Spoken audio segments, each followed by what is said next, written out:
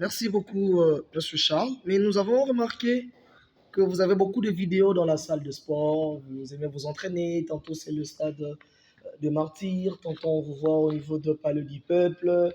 Tantôt, c'est une salle de sport en ville.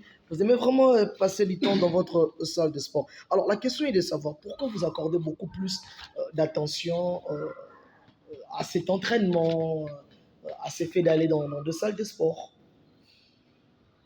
Oui, il faut travailler comme tout homme qui aime ton travail. Il faut travailler et aimer ce que tu fais. Ok. C'est pour cela que moi, je travaille dur.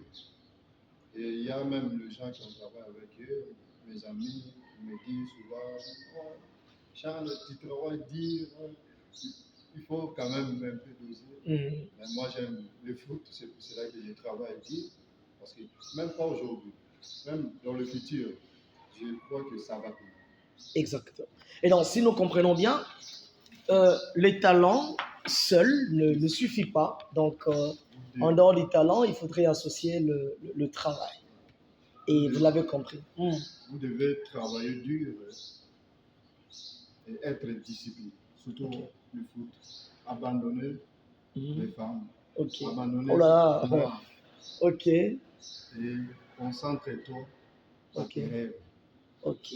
Ça, c'est impressionnant. Alors, mais quand vous passez tous ces temps à l'entraînement, vous passez tous ces temps dans la salle de sport, est-ce que vous ne pensez pas que vous ratez d'autres opportunités?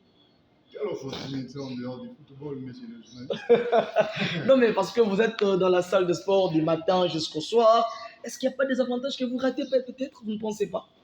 Non. Non, je pense pas. En dehors du foot, c'est un peu compliqué. Parce que moi, j'ai sacrifié ma vie juste pour le foot. Ok. Je peux réaliser aussi mon rêve. Ok. Tout ce qu'on a réalisé, je crois qu'avec l'aide de Dieu, on va réaliser notre rêve. On va signer aussi les contrats, j'ai découvert. Ok. Donc, si on comprend bien, pour vous, le football ou rien. Le football ou rien, oui. Oui, c'est certain. Exact. Je suis sûr et certain qu'on va réaliser notre rêve. Intéressant. Donc, nous pensons que vous allez vivre de ce football. Alors, on est dans notre dernière série de questions. Alors, est-ce que vous avez un club de rêve? Vous avez un club de rêve, par exemple? Peut-être un jour, je vais jouer par-ci, par-là. Non. Vous n'avez pas un club de rêve, donc pour vous, n'importe quel club qui va se présenter, ouais. Je vais signer un contrat versé. Et vous allez jouer. J'ai un peu soif de manger cet argent. J'ai souffert quand même. J'ai souffert. J'ai passé l'époque un peu très très difficile. Avec les chocs, je mets les glaces, entrer dans les glaces, sortir. Il y avait même un jour que j'ai dit, je peux même arrêter de foutre. Et vous arrivez au moment où vous dites que c'est pénible, et bien je dois arrêter avec le football. Réveiller le matin, aller courir jusqu'à échanger, aller jusqu'à Kinshasa ici, c'est un peu difficile de réveiller le matin. Parfois, je me réveille le matin comme ça. Je peux encore courir encore. Il y a un esprit qui me dit, Charles, allez, ou bien sortir. C'est pour cela que j'ai fait cette petite documentaire pour montrer ce petit documentaire. Pour montrer à le monde entier, avec les autorités du pays, pour que nous puissions nous soutenir les jeunes. On va y arriver, M. Charles, parce que vous êtes en train de tout ramasser. On va y arriver. Alors, vous n'avez pas un club de rêve, mais vous avez quand même des clubs de préférence? Oui, j'ai des clubs de préférence. Comme par exemple? Par rapport au niveau jeu, en mon pays, je citerai Mazembe Vita. Ok. Il y a des autres comme DCMP, Renaissance, tout ça. Et à l'extérieur? À l'extérieur du pays, je citerai premièrement, c'est Real de Madrid. Le Real Madrid, ok. De sorte. Ok, donc vous êtes un supporter de Madrid. Et le FC Barcelone. FC Barça, à l'époque de Lionel Messi, ok. Et le PSG, le Bayern de Munich. Et vous avez des joueurs qui vous aimez, vous appréciez? Oui, j'ai des joueurs comme Cristiano Ronaldo. Ça c'est clair, déjà votre surnom c'est CR7, donc Lionel Messi. Lionel Messi, ok. Quand il y a un joueur, il ne peut pas refuser Lionel Messi quand même. Ok. C'était une légende. Exactement. une légende dans le monde du football. Alors, mais il y a quand même des jeunes qui arrivent actuellement.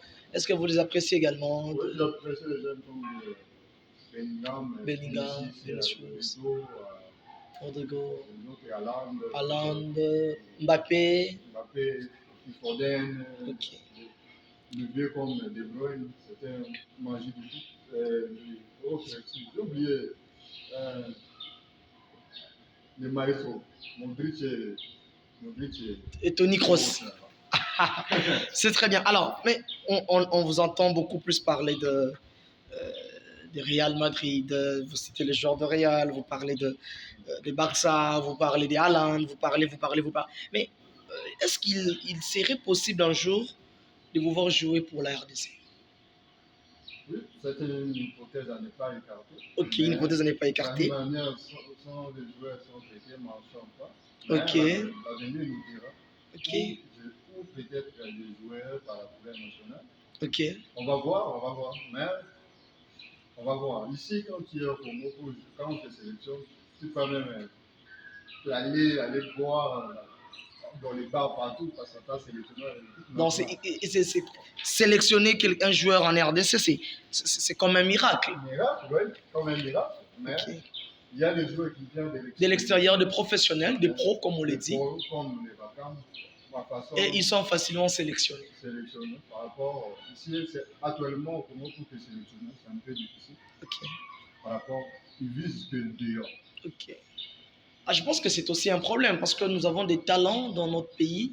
On ne peut pas quand même gâcher tous ces talents et se dire que les talents ne sont qu'à l'extérieur du pays. Hein. Je pense qu'à un moment donné, il faudrait aussi revoir cette problématique.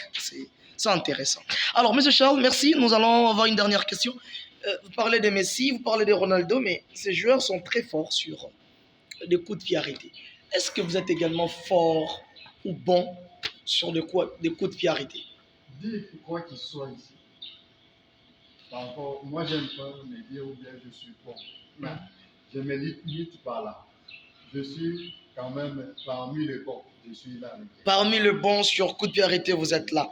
Alors, nous allons les découvrir sur terrain parce que vous ne voulez pas parler trop de vous. J'ai remarqué que vous êtes un peu trop humble. Vous ne voulez pas parler de vous.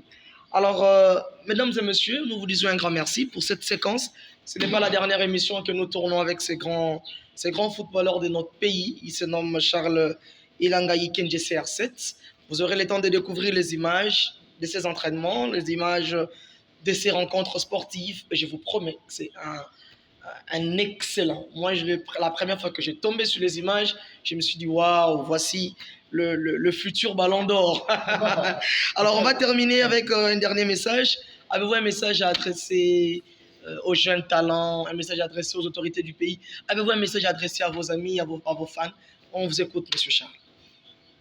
Votre dernier mot. Merci d'avoir tout le monde qui a participé dans les moments difficiles. Et le Seigneur, on n'oublie pas le Seigneur avec l'aide de Dieu qu'aujourd'hui, on a réalisé un peu notre rêve. Ok. Quand tu me vois comme ça, aujourd'hui, je suis comme un train. Parce que derrière moi, il y a beaucoup de personnes. Exact. Il y a les orphelins. Exactement. Il y a ma famille. Exactement. Il y a mes amis. Exactement. Qui m'attendent pour réaliser cette rêve. Quand moi j'ai réalisé ces rêves, je peux amener même. On a aussi l'association Gémeaux pour les jeunes modernes qui ont envie de réaliser notre rêve. Mais on a un problème au niveau des finances. Et donc, nous comprenons que vous êtes quelqu'un de philanthrope, vous aimez aider, vous aimez...